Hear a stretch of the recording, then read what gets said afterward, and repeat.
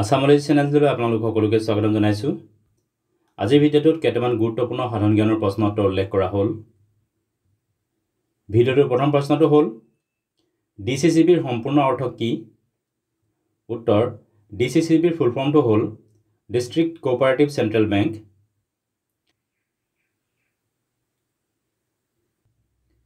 শৰীৰত টাটু কৰাৰ ফলত কি ৰোগ বিয়পাৰ সম্ভাৱনা থাকে? উত্তৰ শৰীৰত টাটু কৰাৰ ফলত হেপাটাইটিছ বি, সিফিলিছ আৰু HIV ৰোগ বিয়পাৰ সম্ভাৱনা থাকে। কাংগেৰ ঘাটি ৰাষ্ট্ৰীয় উদ্যান কোন ৰাজ্যত আছে? উত্তৰ ছত্তীশগড়।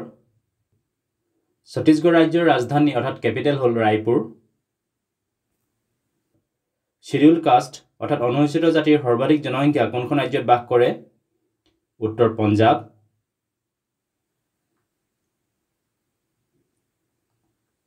ধৰতী আবা জনজাতীয় গ্ৰাম উৎকৰ্ষ অভিযান আঁচনি কি বিষয়ৰ লগত জড়িত? উত্তৰ জনজাতীয় অঞ্চলসমূহৰ বিকাশ সাধনৰ লগত।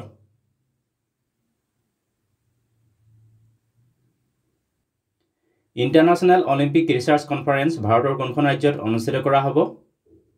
উত্তৰ গুজৰাটত। এই কনফাৰেন্স 2025 বৰ্ষৰ 27 জানুৱাৰীৰ পৰা 30 জানুৱাৰীলৈকে ভাৰতৰ গুজৰাট ৰাজ্যত অনুষ্ঠিত কৰা হ'ব। 2025 বৰ্ষত ভাৰতীয় নৌসেনাত নতুনকৈ নিয়োগ কৰা 3খন জাহাজ কি কি? উত্তৰ INS নীলগিৰি, INS সুৰট আৰু INS বাক্সিৰ।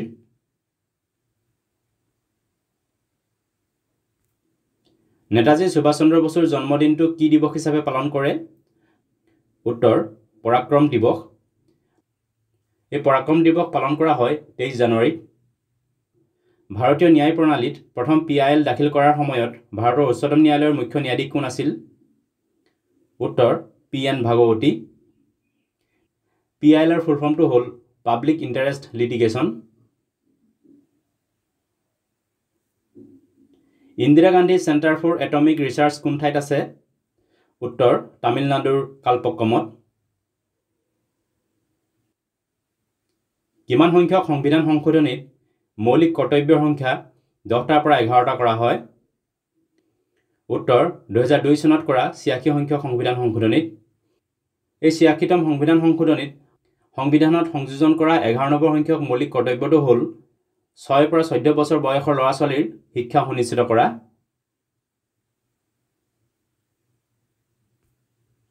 ইণ্টাৰনেশ্যনেল বুকাৰ প্ৰাইজ কোনখন দেশে প্ৰদান কৰে? উত্তৰ ইউনাইটেড কিংডম। 2025 বৰ্ষলৈকে ভাৰতে অলিম্পিক খেলত মুঠ কেইটা পদক অৰ্জন কৰিলে? উত্তৰ 41টা। এই 41টা পদকৰ ভিতৰত সোণৰ পদক আছে 10টা, ৰূপৰ পদক আছে 10টা আৰু ব্ৰঞ্জৰ পদক আছে 21টা। পাপুৱা নিউগিনিৰ ৰাজধানীৰ নাম কি? উত্তৰ পৰ্ট মৰ্জবি। এইকেইটা আছিল কেইটামান গুৰুত্বপূৰ্ণ সাধাৰণ জ্ঞানৰ প্ৰশ্ন উত্তৰ। ভিডিঅ'টো চোৱাৰ বাবে ধন্যবাদ। যদি ভিডিঅ'টো ভাল লাগিলে লাইক কৰিবলৈ লগতে চেনেলটো ছাবস্ক্ৰাইব কৰিবলৈ অনুৰোধ জনালোঁ। ধন্যবাদ।